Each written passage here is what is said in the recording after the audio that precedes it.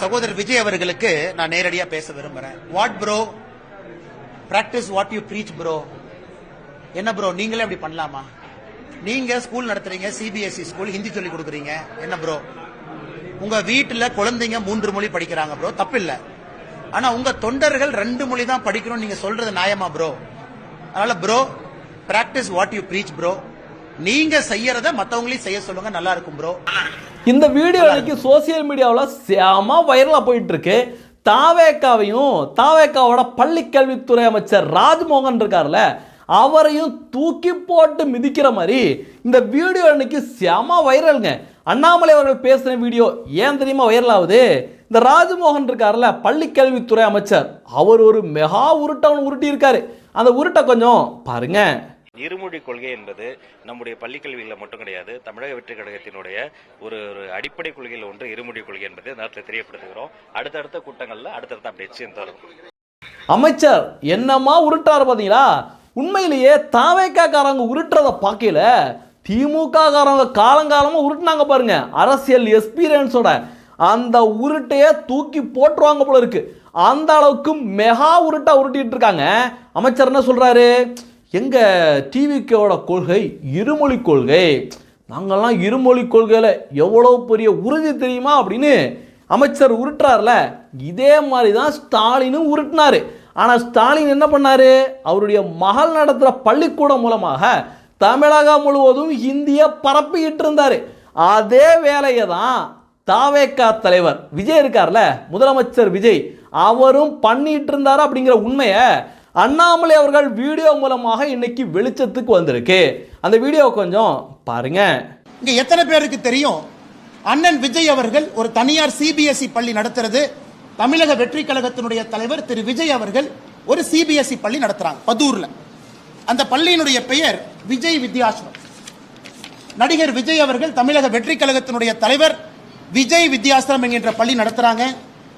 C Joseph Vijay என்கின்ற பெயரை பாருங்க. நான் கொடுத்திருக்கிற டாக்குமெண்ட்ல கொஞ்சம் ஜூம் பண்ணுங்க. சி ஜோசப் விஜய் என்கின்றவர் யாரு? அவர் புதுசா மேல இருந்து வந்தாரா? அவருடைய இடத்தை 35 ஆண்டுகள் 2017 இருந்து 2052 வரை திரு ஜோசப் விஜய் அவர்கள் அவருடைய இடத்தை ஒரு அறக்கட்டளைக்கு 35 ஆண்டு லீஸ் கொடுக்கிறார். அந்த அறக்கட்டளை யாருடைய பேர்ல ரெஜிஸ்டர் ஆயிருக்குன்னா திரு சந்திரசேகரன் அவருடைய பேர்ல, எஸ்.ஏ. சந்திரசேகர் அவருடைய பேர்ல அந்த அறக்கட்டளை ரெஜிஸ்டர் ஆயிருக்கு. இந்த டாக்குமெண்ட்ல எஸ்.ஏ. சந்திரசேகர், எஸ்.ஏ. சந்திரசேகர் அவர்கள் நடத்தக்கூடிய பள்ளி, அந்த ட்ரஸ்ட் நடத்தக்கூடிய பள்ளி தான் விஜய் வித்யாசிரம். என்ன அர்த்தத்தில் சில அரசியல் தலைவர்கள் அவங்க நடத்துற பள்ளி சிபிஎஸ்இ, அவங்க நடத்துற பள்ளியில ஹிந்தி இருக்கு, அவங்க சொந்த குழந்தைங்க பிரெஞ்சு படிக்கிறாங்க. அன்பில் மகேஷ் பொய்யாமொழியினுடைய சொந்த குழந்தை பிரெஞ்சு மொழி படிக்கிறாங்க. அண்ணாமலை அவர்களுடைய இந்த 1 நிமிட வீடியோ இன்னைக்கு தமிழக அரசியல்ல மிகப்பெரிய அச்சத்தை டிவிகே காரங்களுக்கு ஏற்படுத்தி கொடுத்திருக்கு. ஏன்னா டிவிகேவோட அமைச்சர் ராஜ்மோகன் இருக்காரு, பள்ளி கல்வித்துறை அமைச்சர், ஏற்கனவே பள்ளி கல்வித்துறை அமைச்சர் உதயநிதியோட ரசிகர் மன்ற தலைவராக இருந்தார். இன்னைக்கு விஜயோட ரசிகர் ஒருத்தர் பள்ளி கல்வித்துறை அமைச்சராக இருக்காரு. இவர் இன்னைக்கு பயங்கர உருட்ட வேற உருட்டினாரு. ஓகே, சிகாமணி உருட்டினாரு. நாங்களாம் யார் தெரியுமா? டிவிகேவோட அடிப்படை கொள்கை என்ன தெரியுமா? இருமொழி கொள்கை தான் எங்களுடைய அடிப்படை கொள்கை அப்படின்னு பயங்கரமாக உருட்டி வச்சிருக்காரு. ஏன்னா ரீல்ஸாக போட்டு தள்ளனா எல்லாரையும் ஏமாத்திடலாம் அப்படிங்கிறது தான் இந்த கும்பலோட நினைப்பா இருக்கு. ஆனால் அண்ணாமலை அவர்கள் ரொம்ப தெளிவாக விஜயோட முகத்திலே கிழிச்சு தொங்க விட்டுட்டாரு. நீங்க எல்லாம் 2 மொழி கொள்கை 2 மொழி கொள்கைன்னு சொல்றீங்களே, ஆனால் விஜய் அவர்களே நீங்க நடத்துகிற பள்ளிக்கூடம் இருக்குல்ல, அதுல எத்தனை மொழியா இருக்கு அப்படின்னு அண்ணாமலை அவர்கள் கேட்ட கேள்வி இன்னைக்கு சாமானிய மக்கள் வரைக்கும் போய் சேர்ந்துருக்கு. இதே மாதிரி தாங்க நிறைய பேர் நம்ம டிவிகேவும் திமுகவும் ஒன்றுன்னு சொல்கிறப்ப நிறைய டிவிகேவுக்கு புதுசாக ஓட்டு போட்டாங்கல்ல, அந்த இளைஞர்கள் என்ன சொல்கிறாங்கன்னா கோவிச்சுக்கிறாங்க. ஐயா அப்படிலாம் சொல்லாதீங்க, நாங்கள் யார் தெரியுமா? திமுக தீய சக்தி, நாங்கள் தூய சக்தி அப்படின்னு பயங்கரமாக பேசுகிறாங்க. ஆனால் எந்த இடத்துலையும் டிவிகே பேசுறதுக்கும் திமுக பேசுறதுக்கும் எந்த இடத்துலையும் வித்தியாசமே கிடையாது. முதலமைச்சர் ஸ்டாலின் 2 மொழி கொள்கை தான் எங்களுக்கு வேணும் அப்படின்னு பயங்கரமாக பேசிக்கிட்டு அவங்களுடைய மகள் நடத்துகிற பள்ளிக்கூடத்தில் ஹிந்தியை சொல்லி கொடுத்துட்டு இருந்தாரு. அதே மாதிரி தான் இந்த டிவிகே காரங்களும் பண்ணுறாங்க. விஜய் சொந்தமாக தனியார் பள்ளி நடத்துகிறாரு, அதில் பார்த்தீங்கன்னா ஹிந்தி இருக்கு. ஆனால் இங்கே ஏழை குழந்தைகள் மட்டும் மும்மொழி படிக்கக்கூடாது அப்படின்னு திமுக மாதிரியே தான் டிவிக்கே உருட்டிட்டு இருக்காங்க. இந்த உருட்டெல்லாம் இன்னைக்கு மக்கள் மத்தியில் அம்பலப்பட தொடங்கியிருக்கு. அடுத்து பார்த்தீங்கன்னா இன்னொரு காமெடி கூட நடந்திருக்கு. விஜய் அவர்கள் இன்னைக்கு அதிகாரிகளோட ஆலோசனை பண்ணிட்டு இருக்க வேளையில் அதிகாரிகள் ஒவ்வொரு அதிகாரிகளாக தங்களுடைய விஷயங்களை எடுத்து சொல்லிட்டு இருக்காங்க. இன்னொருத்தர் ஒரு மூத்த வயசான ஒரு அதிகாரி அப்படியே இருந்துக்கிட்டு கொஞ்சம் கூட பயமே இல்லைங்க. முதலமைச்சர் உட்கார்ந்துருக்காரு, அவர் முன்னாடி வந்து ரீல்ஸ் எடுக்கிறோமே அப்படிங்கிற கொஞ்சம் கூட பயமே இல்லாமல் அசால்ட்டாக ரீல்ஸ் எடுத்துக்கிட்டு அப்படியே ஜாலியாக போட்டுட்டு இருக்காரு. கமிஷனர் அதுக்கு ஆக்ஷன் எடுக்காமே இருக்காங்க. இப்போ இருக்கிற கமிஷனருக்கு வந்து மல்டிபிள் ரெஸ்பான்சிபிலிட்டிஸ் கொடுத்துருக்காங்க. இண்டிபெண்டன்ட் கமிஷனர் இருக்கணும். ஒரே ஒரு கமிஷனரா மட்டுமே இருந்தா மட்டும்தான் அவர் வந்து அந்த வேலைகளை செய்ய முடியும். அவருக்கு வந்து வேற பல ரெஸ்பான்சிபிலிட்டிஸ், சென்டர் ஆஃப் எக்ஸலன்ஸையும் பார்த்துக்கணும், எஜுகேஷன் டிபார்ட்மெண்ட்டையும் பார்த்துக்கணும். இப்படி பல ரெஸ்பான்சிபிலிட்டிஸ் கொடுக்கும்போது வாரத்துல ஒரு நாள் தான் அவர் வராரு. அதுவும் இந்த வீடியோ இன்னைக்கு சோசியல் மீடியாவில் மிகப்பெரிய பேச்சு பொருளுக்கு உள்ளாயிருக்கு. ஒரு முதலமைச்சரோட ரூமுக்குள்ள போய் எப்படியா அசால்ட்டாக வந்து எந்த வித பயமுமே இல்லாமல் அசால்ட்டாக ரீல்ஸ் பண்ணிட்டு இருக்காங்களா அப்படின்னு மக்கள் இன்னைக்கு கேள்விகளை முன்வைக்க தொடங்கியிருக்காங்க. ஆனால் எனக்கு இந்த காட்சிகளை பார்க்கல கொஞ்சம் கூட ஏதோ எக்ஸ்ட்ரா பண்ணுற மாதிரி எனக்கு தோணவே இல்லை. ஏன் அப்படின்னா தாவேக்காவில் இருக்காங்களா அமைச்சர்கள் எல்லாருமே வந்து ரீல்ஸாகவே தான் சுற்றிட்டு இருக்காங்க. எங்கே போனாலும் ரீல்ஸு. இப்போ இந்த டிகே பிரபு அப்படின்னு கனிம வளத்துறை அமைச்சர் இருக்கார்ல, அவர் சமீபத்தில் நேற்று முந்தானால ஒரு ரீல்ஸ் ஒன்று வெளியிட்டார். ஒரு பெரியவர் வந்து அண்ணே ஐயா என்னுடைய பொண்ணை காணமையா, பொண்ணை 2 மணி நேரமாக காணமையா அப்படின்னு, பள்ளிக்கூடமே இல்லை ஆனால் பள்ளிக்கூடத்துக்கு போனால் பொண்ணை காணமையா அப்படின்னு அவர்கிட்ட வந்து சொல்கிற மாதிரி அவர் உடனடியாக அங்கே ஃபோன் அடிக்கிறார், இங்கே ஃபோன் அடிக்கிறார், போலீஸ் ஸ்டேஷனில் போய் பேசுகிற மாதிரி எல்லாத்தையும் ஒரு வீடியோவாக எடுத்து அதை ரீல்ஸாக போட்டு இன்ஸ்டாகிராமில் போட்டிருக்காங்க. எவ்வளோ கேவலம் பார்த்தீங்களா? அந்த உண்மையிலே அது நடந்திருந்தா அந்த தந்தையோட மனசு எந்த அளவு ஒரு பதட்டமாக இருந்திருக்கும். அதையும் ஒரு வீடியோ எடுத்து இவங்களுடைய விளம்பரத்துக்கு அதை யூஸ் பண்ணுறாங்களே தவிர இந்த அரசாங்கம் நல்லா நடக்கணும், உண்மையிலேயே வந்து கிளியராக போகணும், எந்தவித எண்ணமும் இந்த தாவேக்காரவங்களுக்கு கிடையாது. அதனால் முதலமைச்சரோட ஆஃபீஸில் வந்து ரீல்ஸ் எடுத்ததெல்லாம் எனக்கு பெருசாகவே தெரியலை.